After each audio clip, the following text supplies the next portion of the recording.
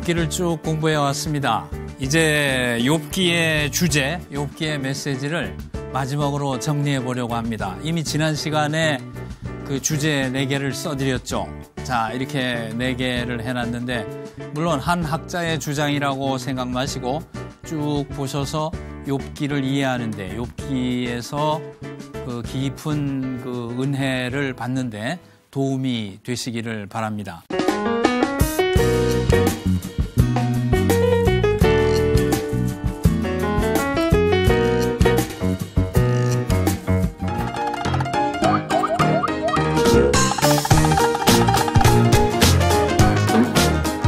욥기는 우리 신자의 삶이라는 것은 신비와 함께 살아가는 것이다. 이렇게 가르치고 있습니다. 하늘과 땅, 바다, 이런 기상, 별자리, 동식물 세계 모두가 하나님이 다스리는 신비인 것입니다. 우리 계산대로 다 되기를 기대만 하지 말고 신앙이라는 것은 신비와 함께 살아가는 것이다.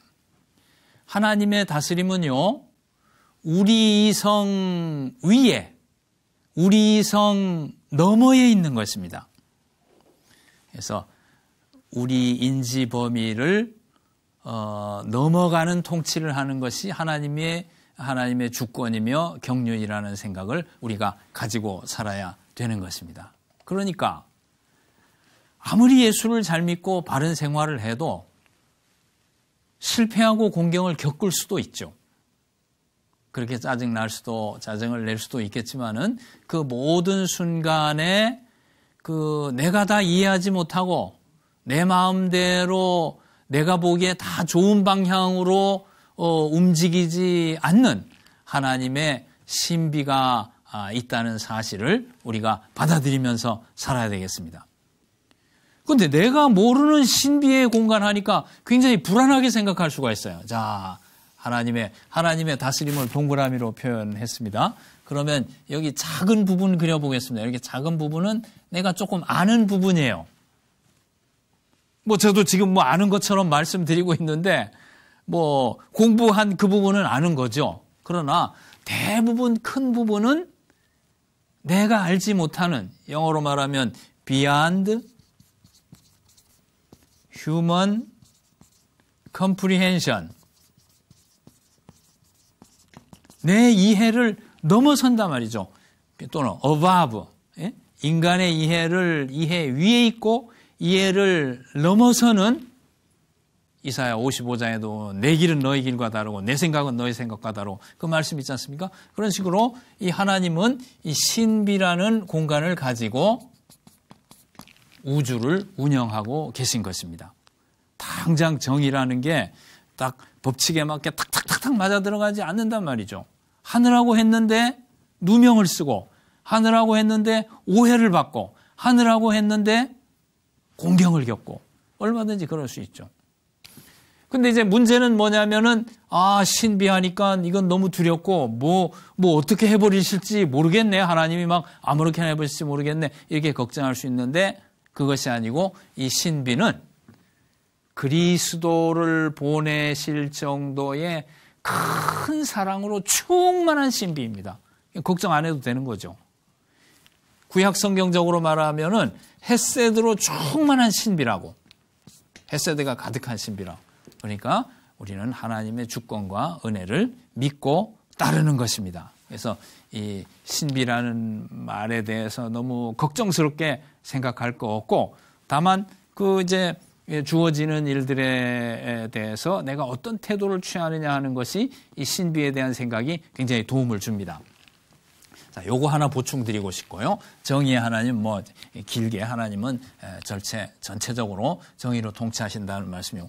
그 다음에 이 지속적인 임재라는 부분도 당장의 하루하루의 삶을 살아가는 우리에게는 굉장히 중요한 부분인데, 영어로 이렇게 표현합니다.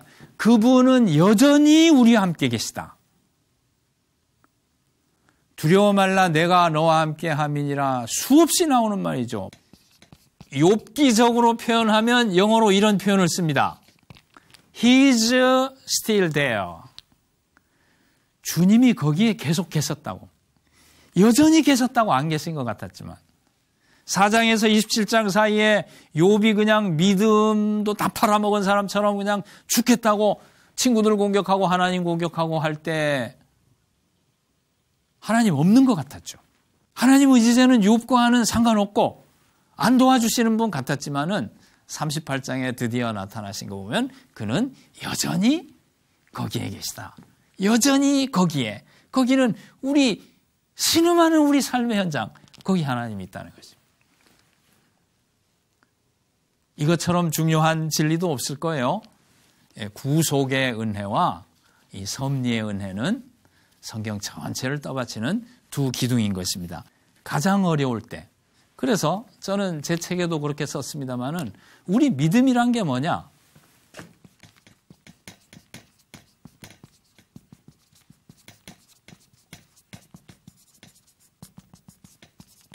욥기가 가르치는 믿음은 믿을 수 없음을 넘어선 믿음이요. 믿음 있어요, 우리가? 있는 것 같지. 1, 2장에 보면 있는 것 같지. 3장에 보면 공중분해해가지고 믿음 하나도 없는 사람하고 뭐가 달라요? 어떻게 보면 우리 믿음이라는 것은 그 상태에서 믿음을 한번 잃어버리는 것을 넘어서서 믿음을 갖는 거예요. 사실 우리 성도님들의 신앙 오늘 이 시간까지 집사님도 계시고 권사님도 계시고 장로님들도 계시겠지만 믿음이 요만큼이라도 되기까지 다 이런 과정을 거쳐왔잖아요. 믿음이 언제 생깁니까? 믿을 수 없을 것 같은 그 상황을 통해서 믿음이 생기는 거야. 뭐 믿음이 무슨 내가 학습한다고 되나요? 무슨 신학 공부한다고 되나요? 마가복음 9장 24절에 보면 귀신 들린 아이의 아버지가요. 예수님 앞에 나가서 기도하는데 예수님, 제가 믿습니다. 내 믿음 없는 것을 도와주십시오. 그렇게 말했습니다. 믿는데요. 근데 믿음이 없대요. 그럼 이 사람 믿음이 있는 건가요? 없는 건가요?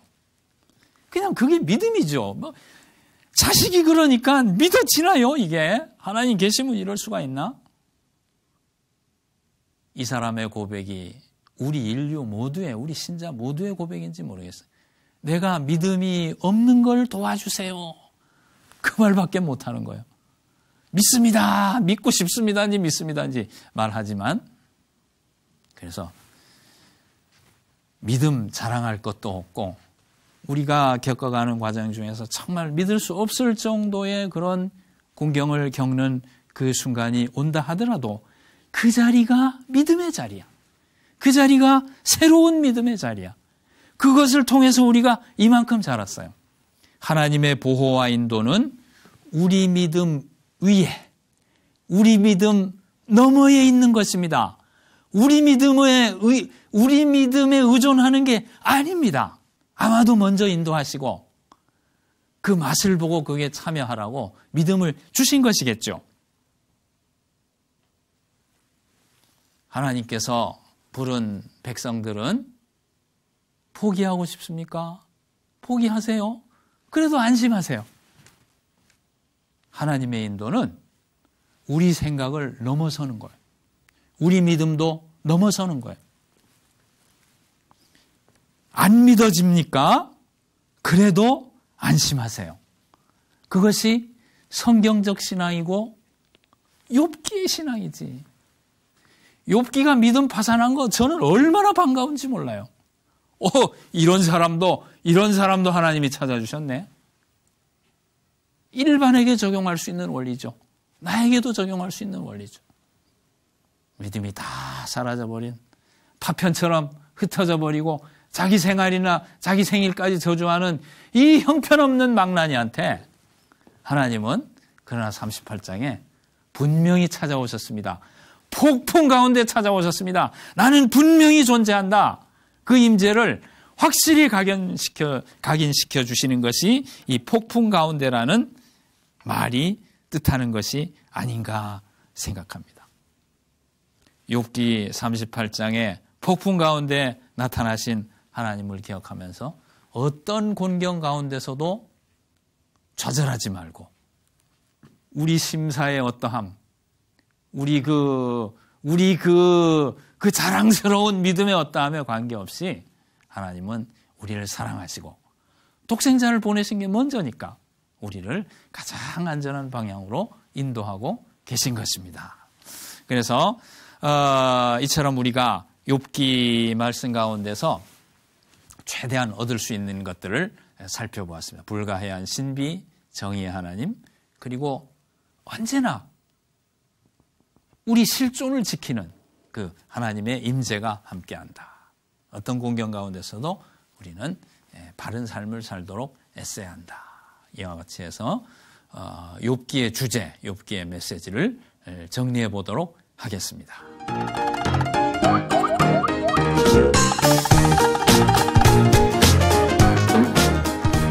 이어서 전도서를 공부하도록 하겠습니다. 많은 시간이 허락되어 있지 않은데요. 사실 전도서는 제가 보기는 욥기보다 더 어려워요. 욥기가 어려운 책이죠. 그래도 욥기는 학자들의 생각이 어느 정도 정리됐습니다. 이젠 다른 말을 할 수가 없게 돼 있어요. 제가 정리해드린 그런 범위라고 생각하시면 되는데, 전도서는 아직도 학자들마다 이 말하고 저 말하고 어느 정도는 안 된 건 아닙니다만은 이 본문을 주경하는데 더 어렵습니다.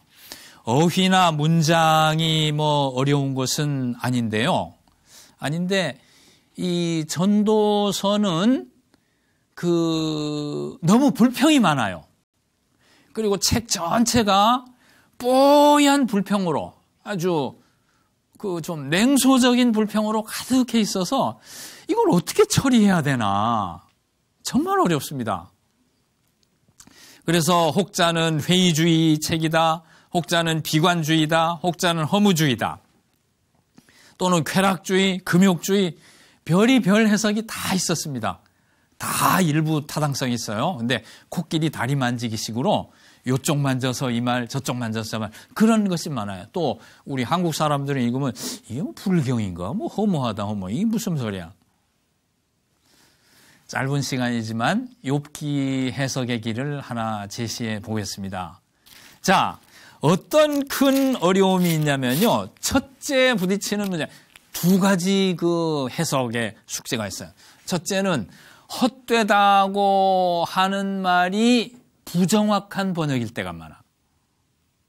이게 헛되다 하는 말이 히브리어로 헤벨인데, 히브리어로는 이렇게 씁니다. 이것이 이제 헛되다 이렇게 번역됐는데요. 이 헛되다는 말이 38번 나옵니다. 이 전도서에. 그러니까 주제어입니다. 주제. 헛되다. 이 헤벨이 주제예요. 주제. 헤벨이라고 평가하지 않은 데까지 헤벨 분위기예요. 그러니까 헤벨은 주제어인 게 분명해요. 그런데 헛되다로 번역하는데 이 번역이 불충분할 때가 있다고요. 그런 본문 가면 이게 무슨 뜻인가?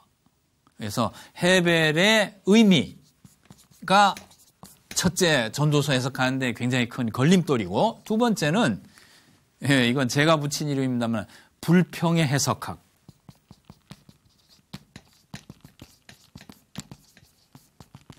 너무 고통스럽고 고민이 많아, 이 사람이. 고민의 정도로 말하면 욥처럼 고난받은 것 같지는 않은데 고민의 정도는 더 깊어요. 상태가 더 안 좋아요, 전도자는. 왜? 욥은 그래도 하나님을 향해서 빡빡대들었죠. 이 사람은 하나님도 안 보는 것 같아. 딴 데 보면서 중얼중얼. 이거 세상이 왜 이래? 이거 중얼중얼. 상태가 더 나빠요.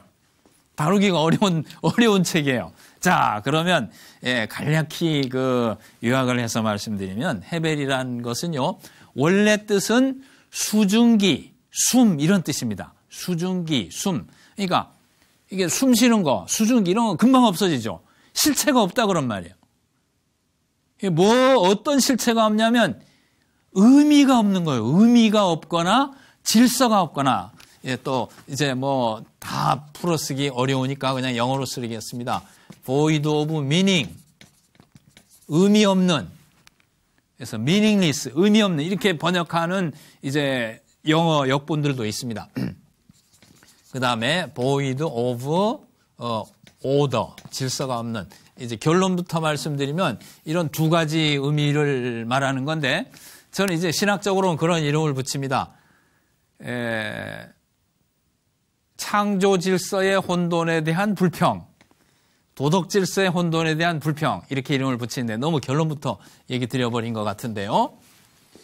헤벨은 수증기 숨이란 뜻인데 이 전도서에는 두 가지 의미로 쓰는 것 같아요. 헛되다 뿐만 아니라 부조리하다 하는 의미가 또 있어요. 근데 이걸 다 헛되다 번역해버리니까 조금 이해가 어려워. 그러니까 사는 것이 뭐 이렇게 쳇바퀴 돌고 하니까 이게 뜻없다 하는 것도 있지만, 예를 들어 보겠습니다. 7장 15절하고 8장 14절 같은데 다른 데도 좀 있는데요. 7장 15절에 보면 내 헛된 날에, 거의 헤벨이거든요. 그냥 헤벨의 날에 이렇게 해보겠습니다. 내 헤벨의 날에 모든 것을 보니까 자신의 의 가운데 망하는 의인이 있고 자신의 악 가운데 장수하는 악인이 있더라. 자, 의롭게 살았는데요. 의인이 의롭게 살았어요. 근데 망해. 악인이 막 악하게 살았어. 근데 흥해. 이게 뭐냐 그거예요. 여러분, 우리 코리안 크리스찬들의 관심하고 이 히브리인들의 관심이 여기가 다릅니다. 의에 대한 관심. 이 천국 개념이 아직 충분히 발전하지 않은 구약시대이기 때문에 우리 신약시대 성도들은 천국이 오면 의가 다 정리되잖아요. 심판이 있고. 이게 문제가 없어요. 근데 이 구약시대에는 일단 하나님 나라, 이 하나님의 의라는 것이 역사 속에 구현되는 것을 기대했던 거예요. 그러니까 이 의의 문제라는 게 굉장히 심각한 겁니다. 그 의의 질서, 보응의 질서가 무너지면 신앙이 무너지는 거라. 그러니까 7장 15절의 고민은 굉장히 심각한 겁니다. 의 가운데 망하는 의인이 있고 악 가운데 장수하는 악인이 있더라. 이게 뭐냐는 게 그 깊은 고민. 그걸 신정론의 고민 그러는데 의의 질서에 대한 고민을 하는 거예요. 그러니까 그 고민은 이게 뭐지? 헛되네가 아니고 부조리하다는 말이에요. 부조리하다. 영어로는 absurd. 그럴 수가 있는가 하는 거죠. 헛되다는 물론 영어로 vain 이렇게 하면 되니까요. 한 군데만 더 보겠습니다. 다 볼 시간은 없고 8장 14절 세상에서 행해지는 헤벨이 있나니 그랬어요. 헤벨 헛되다 하지 말고 우선 헤벨이 있나니 이 부조리가 있나니 그런 뜻이에요. 여기서는 세상에서 행해지는 부조리 부당함이 좋네.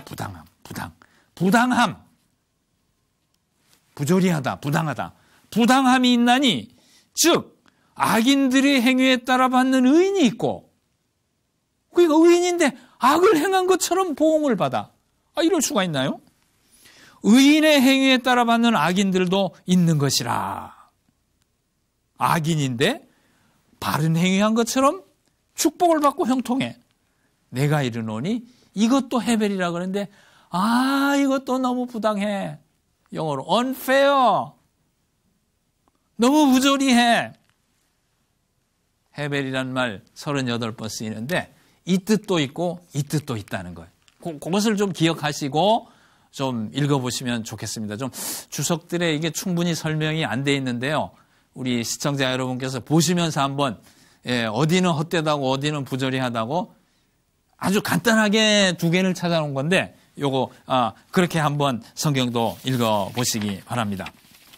자, 그 다음에는 뭔가 하면은 불평에서가 너무 불평이 많은데 그러면 이렇게 불평하는 것만 보면 뭐 불경책 같기도 하고 뭐 헛되다 하니까 저 불교의 무슨 메시지 같기도 하고 회의주의 비관주의 같기도 한데 사실은 그건 액면이 그렇고요. 자, 표면에는 불평이 있어요. 액면 그대로 위에는 불평이 있는데 이 불평을 하는 밑에는 깊은 차원의 상담이 있습니다. 우리에게 권하는 게 있어요. 상담. 여기는 헛되다, 부조리하다, 막 난리를 치는 거잖아요. 헤벨이라는 말 안 쓸 때도 그래요. 이 사람은 아주 그냥 불만이 가득한 사람이에요. 너무 고민이 많아.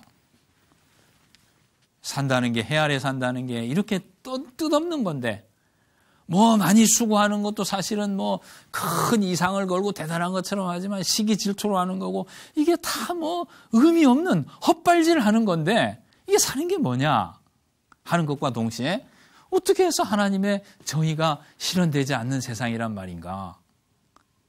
정의가 실현되지 않으면 도덕이 있을 수 없고 도대체 의미란 게 있을 수 없잖아요. 하나님께서 다스리는 곳이면 이 의가 시행돼야 되는데, 그런 고민을 하는데 이건 표층이지만 저층에 상담을 하는데 시간이 없으니까 이제 결론부터 말씀드리겠습니다. 상담은 받아들이라 는 상담을 하고 있는 거예요. 내가 이해되지 않는 질서라 하더라도 그거를 받아들이는 것이 네 영혼 건강을 위해서 좋아. 받아들일 수 있는 지혜를 가지도록 내가 추천한다. 이렇게 말하는 것입니다. 사실 제가 목사님들 앞에서도 전도서 강의를 여러 번 했고 한데, 받아들이라 그러면 그 받아들이라는 제 강의를 못 받아들이는 신수가 많더라고. 그래서 유감스럽게 생각하고, 뭐 어쩌란 말이에요. 뭐 또 사는 게 다 힘드신 것 같아요. 괴로운 게 있는데 또 교수까지 나서서 그걸 받아들이라고 하니까 정말로 짜증난다, 따분하다. 그런 분 없지 않은 것 같습니다. 그런데 여기 받아들이라는 건 뭐냐면요, 뭐 못 받아들이는 걸 억지로 받아들이라 하나의 계명을 드리는 것이 아니고 고민을 멈춰라, 이런 뜻이에요. 너무 괴로워하지 말아라, 이런 뜻이에요. 전도서는요, 살인하지 말지니라, 내 부모를 공경하라, 도적질하지 말지니라, 이런 그 큰 계명을 주는 책이 아니고 조용히 내 마음을 이해해주는 선배처럼 옆에 와가지고 영혼의 안정을 도와주는 인생 매뉴얼입니다. 그래서 서춘영이라는 학자가 말했습니다마는, 전도서는, 또 영어 써서 죄송합니다마는, 밑에서 본 신학이래요. Theology from below. 십계명, 오경, 선지서 이런 건 Theology from above 이렇게 말할 수 있겠죠. 근데 이 전도서는 인생 매뉴얼이요, 인생 매뉴얼. 아주 경험 많으신 할아버지가 손자에게 자애로운 눈빛으로 인생은 이런 공경에서는 이렇게 살고 저런 공경에서는 저렇게 사는 거야, 이렇게 조언을 해주는 따뜻한 조언의 책입니다. 여기서 무슨 대단한 법칙을 발견해내려면 안 돼요.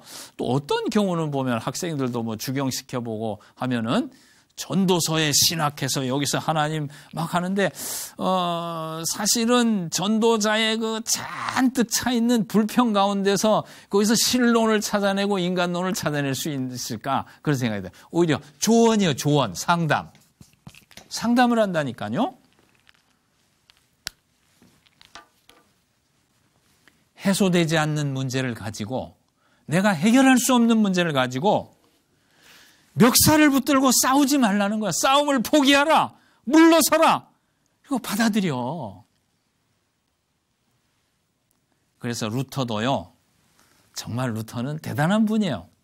지금부터 500년 전 되는데 그 전도서에 대한 노트라는 그 글에서 이렇게 말하고 있습니다. 전도서는 우리를 마음을 평화롭게 하고 quiet mind, 평안한 마음을 주고 근심 걱정 미래에 대한 불안 없이 live contentedly, 만족하게 살아가도록 돕는 책이다. 한마디로 오늘날 현대적인 표현으로 하면 영혼의 안정을 돕는 책이에요. 전도서 6장 10절에 보면 이미 있는 무엇이든지 오래전부터 그 이름이 칭한 바 되었으며 사람이 무엇인지도 이미 안 바 되었나니 자기보다 강한 자와 능히 다툴 수 없느니라. 자기보다 강한 자는요, 이미 나에게 주어져서 변개할 수 없는 환경일 수도 있고, 제가 키가 165cm인데요. 175가 되지 않는 것을 고민하면 그게 할 고민입니까? 그동안 성경 읽고 기도나 하지 뭔 쓸데없는 고민을 하냐. 자기보다 강한 자와 능히 다툴 수 없다는 것은 사실은 강한 자는 하나님입니다. 하나님. 전도서는 12장 9절 시작하기 전까지는 하나님에 대해서도 굉장히 불만에 어린 표현을 하고 있어요. 여러분, 전도서를 1장 1절에서 12장 8절까지는 신앙이 없을 때 불신자의 이런 혼돈이고, 12장 9절 이하는 신앙을 가져서 해결하는 거고, 그렇게 이분화를 하면 안 됩니다. 잘 보면 1장 1절에서 12장 8절까지도 신앙이 내 고민이에요. 그리고 1장 1절에서 12장 8절까지는 답이 없고 12장 9절 이후에 답이 있다. 그것도 아닙니다. 왜 그러냐면 1장 1절에서 12장 8절까지 이미 전도서의 메시지가 계속 나오고 있습니다. 12장 9절 이하도 같은 메시지고, 하나님이 주신 것, 그것을 받아들이라. 받아들이라는 게 무슨 또 계명으로가 아니고, 아까도 말씀드렸죠? 고민을 멈추라는 거예요. 쓸데없는 고민을. 너무 지금 고민해도 소용없는 것을 너무 괴로워하지 말고 물러서라는 겁니다. 물러서서 어떻게 하냐면은 일상생활로 돌아가라는 거예요. 여러분, 우리 신앙생활에 우리는 문제와 부딪히며 살죠. 문제와 부딪히며 사는데요. 자, 문제와 부딪히면 두 가지 방법이 있어요. 하나는 기도해서 문제를 해결하는 방법이 있어요. 수없이 우리가 기도 응답을 받았죠. 잘하셨습니다. 그렇게 해야 됩니다. 계속 더 해야 되고. 그런데 또 한 가지 방법은 받아들여야 될 문제도 있어. 이걸 구별을 해야 돼. 그냥 받아들여야 되는 문제도 있는데 계속 기도해도 그 하나님 기도 응답하실 생각도 없고, 야, 그건 받아들일 문제야. 한참 고민한 다음에 보니까 받아들일 문제가 있더라고. 그래서 이 전도서에 보면 많은 경우에 그 즐거움 단락이라는 게 있거든요. 2장에 3장에 5장에 사람이 먹고 마시며 수고하는 가운데 즐거움을 누리는 것보다 나은 것이 없다. 막 고민을 하다가 불현듯 손을 놓고 일상생활로 돌아가 버려. 먹는 거 마시는 거 단순한 일, 수고하는 사업이나 직장일, 그냥 그리로 돌아가서 그것을 소중하게 생각하고 거기에 열심히 살고 거기서 기쁨을 얻고, 그것이 인간에게 소중한 것이라는 것입니다. 전도서는요, 이 불필요한 싸움을 멈추고 물러서라, 받아들이라는 말씀을 한 3가지 정도로 하는 것 같아요. 메시지로 직접 하는 부분들이 있는데요. 7장 13절, 6장 10절, 1장 15절 이런 데 보면은 7장 13절만 보면요. 빨리 말씀드리겠습니다. 하나님이 하시는 일을 보라. 하나님이 굽게 하신 것을 누가 능히 곱게 하겠느냐. 하나님이 굽혀놨는데 누가 그걸 펴. 싸우지 말고 물러서. 심보가 나빠요. 하나님이 곱게 하신 것을 누가 굽게 하겠느냐 이렇게 말할 수도 있는데 하나님이 구부려 놓으셨대. 상당히 하나님에 대한 불만이 섞여 있는 아주 불손한 사람입니다. 전도서가. 이 불손한 자의 입을 통해 가지고 깊은 상담을 하고 계신 거죠. 3장 14절 하나님이 행하시는 것이 영원히 있을 것이라. 더할 수도 없고 더할 수도 없고 덜할 수도 없나니. 1장 15절 구부러진 것을 곱게 할 수 없고 이지러진 것을 셀 수 없도다. 못해. 7장 24절 무릇 된 것이 멀고 깊고 깊도다. 누가 능히 통달하랴. 못해. 하나님의 자유, 하나님 신비 앞에 항복할 줄 알아야 됩니다. 자, 인간에게 2가지 겸손이 필요합니다. 하나는 윤리적 겸손이죠. 아주 중요하죠. 하나님 앞에 늘 나는 죄인입니다. 이렇게 나갈 수 있어야 돼요. 그래야 십자가를 만나는 거죠. 한 겸손 또 필요합니다. 존재적 겸손이 필요합니다. 욥이 고백한 것처럼 나는 작습니다. 내가 모르는 부분이 너무 많습니다. 통제 못하는 것도 많습니다. 나는 물러설게요. 그만 하나님하고 다툴게요. 하나님의 더 깊은 인도, 깊은 은혜가 있기 때문에. 마지막으로 두 번째 받아들이라는 것을 말씀하는 방법은 즐거움 단락이란 거죠. 아까 말씀드렸다시피 사람이 먹고 마시며 수고하는 가운데 즐거움을 누리는 것보다 나은 것이 없다. 계속 불평을 하다가 갑자기 이렇게 말을 해요. 그러니까 고민을 멈추고 물러서고 일상생활로 돌아가라는 거예요. 고민을 하나님께 맡기고 내가 어떻게 할 수 있는 게 아니니까. 마지막에 결론에서 12장 13절 일의 결국을 다 들었으니 하나님을 경외하고 그 명령을 지킬지어다. 이것이 사람의 본분이니라. 이렇게 말하는 것도 저는 받아들이라는 말씀 그 메시지의 연장이라고 생각합니다. 왜 그러냐니까 하나님을 두려워하고 명령을 지키는 것은 평범한 신앙생활이잖아요. 평범한 생활로 돌아가는 것이잖아요. 그러니까 너무 고민하지 말고 평범한 일상생활, 평범한 경건생활로 돌아가고 시간이 해결하는 거니까 그걸 붙들고 싸우지 말라는 거죠. 다만 주어지는 하루하루의 삶에 그거를 소중한 걸로 여기고 라틴어로 카르페 디엠 하는 말이 있지 않습니까? 하루를 즐겨라. 하루하루를 소중하게 생각하고 하루하루 만나는 사람을 존중하면서 그 작은 일 가운데 기쁨을 찾고 거기 성실하게 살아가는. 그리고 무슨 문제 생겼다고 교회도 안 나가고 헌금도 안 하고 요란 떨지 말고 그냥 주일 성수 잘하고 새벽기도 나가던 거 잘 나가고 그냥 평범한 경건생활로 돌아가는. 그리고는 필요 없는 그런 일 가지고 고민하지 말고 하나님이 주시는 것을 받아들이고 인생을 충분히 즐기고 또 너무 삶의 문제들에 매달리지 말고 그러면서 또 신앙을 지키면서 좀 신중한 삶을 살아가라. 이런 것이 전체적으로 전도서를 요약할 수 있는 말씀이라고 생각합니다. 짧은 시간 동안 이제 요약을 드렸는데요. 전도서는 단순히 그냥 헛되다 이렇게 불평하는 것이 아니고 헛되다는 불평을 넘어서서 부당하다 하는 것까지 관찰하면서 이 질서에 대해서 굉장히 고민하는 책이에요. 그러나 하나님의 그 신비의 질서 앞에 존재적 겸손을 가지고 그렇게 살아가는 것이 내 영혼의 건강을 위해서 좋은 것이죠. 그러면서 그렇게 견디고 인내하는 가운데 하나님의 큰 경륜을 시간이 지난 다음에 하나님의 더 깊은 경륜과 깊은 은혜를 경험할 수 있는 것입니다. 자, 긴 시간 동안 수고하셨습니다. 감사합니다.